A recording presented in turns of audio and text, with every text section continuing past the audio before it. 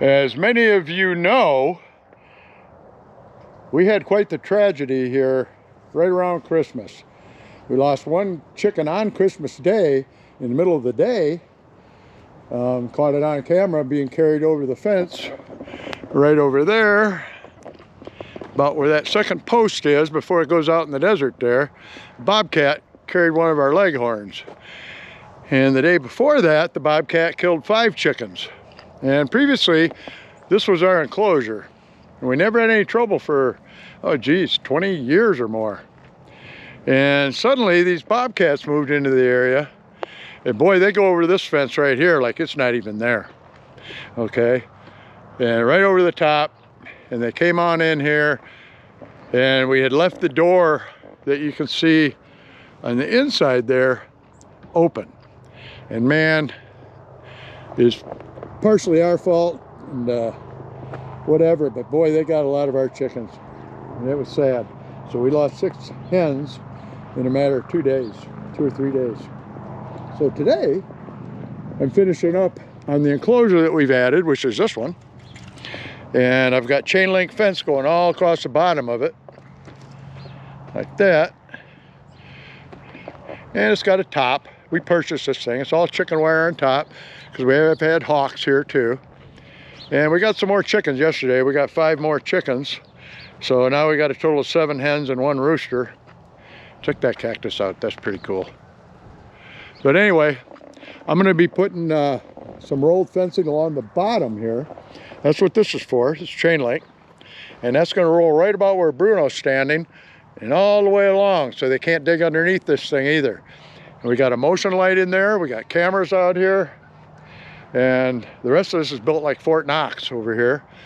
And that's Big Roo. Tammy calls him Rudy. But anyway, the other chickens are inside. So anyway, I'm going to get through this and I'll show you when I get done. That's a little scratch and area where they fluff around and take dust baths. So we're going to finish this thing up today.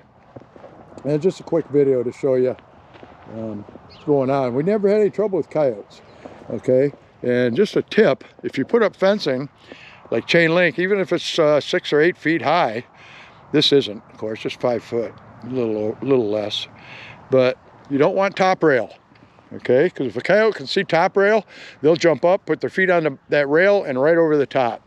And Bobcats are pretty much the same, but a Bobcat will go over a piece of fence like this, like I said, like it's not even standing there. We tried trapping it. There's the trap. No such luck. And the cat's been back. We saw it on the camera, but it can't get in now. So we haven't seen it on the camera again for a couple of weeks. But I will guarantee you it still comes around. But now when it gets to the fence over here, the light comes on. And they don't like a flash of light like that. And we watch the camera every day to see if they've been here. So anyway, I'm going to get to work and get this finished up, and I'll show you what we got at the end. And you might want to take heed and pay attention to what I'm doing here if you have chickens in Arizona or any of the other western states where you got bobcats and coyotes and such. And you might want to copy some of these methods, because this is one of the few ways to keep them out, because they will dig, okay? And having something like that along the edge, they can't dig through it. It tears the toenails right off their feet when they try digging. And they don't like that. So anyway, here I go. As I was saying before, the walls are really important, okay? I covered the chicken wire with the chain link simply because a cat or a coyote can rip through that chicken wire, even a raccoon. They'll get their teeth in there and just tear it to shreds. But once this chain link's over the top, they can't do it. And they're not going to get up on their hind legs and try to get it up on top. There's just no room for them to get in. But the most important feature, like I said before, is this right here. Now this is going to be wired to the bottom all along here. Okay? And when a coyote or a bobcat or another critter starts digging right there, you can see that's going to hurt. And we're going to cover this up with dirt, thin layer of dirt. And when they try digging in here, they're going to get tired of it real quick when it starts ripping the toenails off their feet.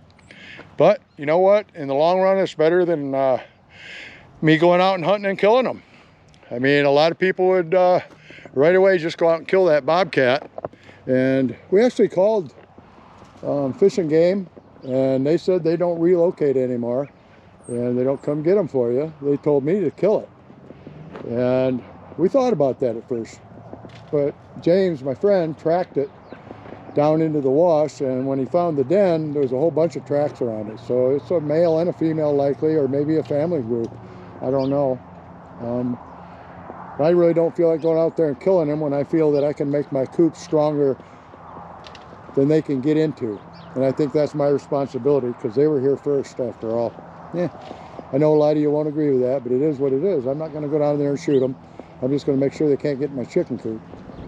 And if they persist or harass our pets here, I might have to think differently. But we don't keep the dogs out at night where they can be grabbed. And we got a big dog here, and the other dogs on the other side of the fence, so they'd have to go through 2 fences to get to where our dogs are. Not real likely it's going to happen. So anyway, I'm going to keep working on this thing, and I'll be back in a little bit. Alrighty, here we go. Tammy just got me the shovels, and we're going to start burying this stuff. Hey y'all, I got new chickens and I'm happy about it. Yeah, there's the new chickens, a couple of them. You can see them here. The tragic story. There's a couple of them right there. Honey, did you tell them about the story, the Bobcat? I told them about the Bobcat, yes. It was awful. But the new chickens are kind of hanging out and doing okay. There's another one in there. And they're right at laying age, or just a little not yet. But we're going to have a lot of eggs for a long time from them new birds, as long as we keep them alive. Alrighty, we're coming right along. And I got my help out here. And what she's doing now is we're kind of skimming this off. What I wish I was doing was dry washing. The dirt's too wet. No. But we're kind of smoothing this out because we're putting her a greenhouse in right here next to this chicken coop. Her very own little greenhouse. So anyway, she's shoveling over the fence, and that's the finished product there. And that's going to give them critters a rude awakening when they try to dig a hole along that fence. I think it's kind of funny. That'll teach them. But anyway, she's shoveling the rocks off the surface here. We're using those along the fence. Cover that up. And I'm going to go ahead and run the rest of it along the front here. It's already run along the other side there. We got a double fence in here, as you can see. So we're going to get this finished up, and I'll be back. Okay, I just got the door to cover. It's still just chicken wire, easily entered by an evil animal. So anyway, a lot of people don't know this about chain link, and I'm going to show you a little trick here. Okay, so we want it from here to here for the door, right? So what we're going to do is cut the chain link right here, and we're going to follow this one down. And if you just spin it, what happens is it's going to come out. Get it off here. It's going to come out. So just like unthreading just about anything you'd unthread, I guess. But just keep twisting it, and it'll come out. And I don't know how many times when I was really young, I didn't know anything about unthreading chain link, so I'd cut it link by link. And I bet some of you have done that too. Now you know the easy way. And you're basically just taking one link out of the chain, and voila, link removed. Voila, voila. Thrown over there. Fold this back up over here, and we got our piece for our door, just like that. Alrighty, there you have it, the very end piece to the gate. And everything else is all buried with Tammy's help. And we got a nice flat spot for her greenhouse now. And we got a critter-proof coop. Pretty darn nice. And I'm pretty happy about that, because it sure hurts to lose chickens. Like I said, I consider it partially my fault. So Bobcat's got a break, and we got a new secure chicken coop. We still let them out in the yard sometimes when we're watching them out in the front part there where the cactus and stuff are. But not at night anymore, and there's no way that critter's getting in there now.